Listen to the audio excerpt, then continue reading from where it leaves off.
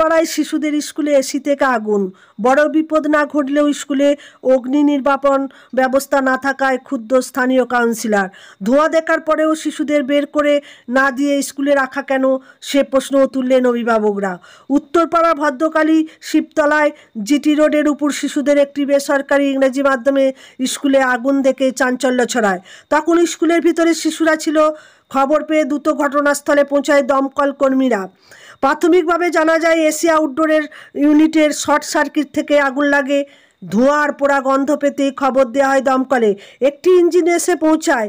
দমকল আধিকারিক কৃপাসিন্ধু দে জানান, তারা এসে আগুনের কোনো শিখা দেখতে পাননি। স্কুলের বাইরের ইউনিটে আগুন লাগে, শিশুরা তখন ভিতরেই ছিল। স্কুল কর্তৃপক্ষের দাবি, শিশুরা যে ঘরে ছিল এখানে কোনো সমস্যা হয়নি, আর সে সময় অভিভাবকরা আসেনি, তাই তাদের বের করা হয়নি। তারা সুরক্ষিতই ছিল।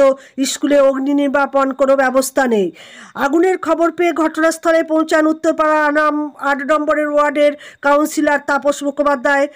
তিনি বলেন, 3 বছর ধরে স্কুল চলছে, কোনো অগ্নি নির্বাপন ব্যবস্থা কেন করা হয়নি সেই বিষয় নিয়ে স্কুল কর্তৃপক্ষের সঙ্গে কথা বলবো।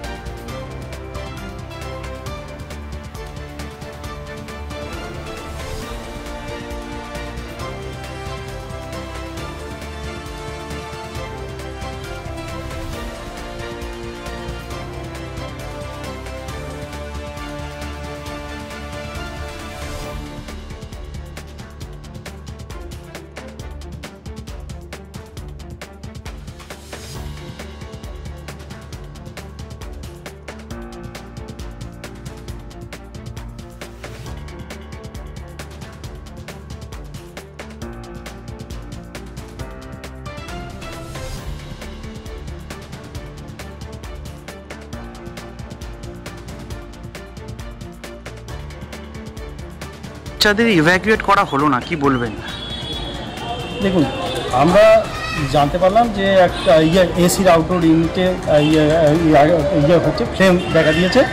আচ্ছা, সেই দেখে আমরা এলাম। আমরা এসে ফ্লেম কিছু দেখিনি।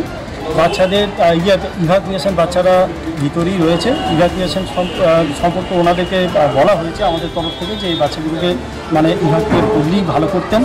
হ্যাঁ, তা এসে ওনারা বললেন যে আমাদের সেফটি দেখেছি যে আমাদের মানে বাচ্চাদেরকে ইভ্যাকুয়েট করার মতো পরিস্থিতি হয়নি বলে আমরা করিনি।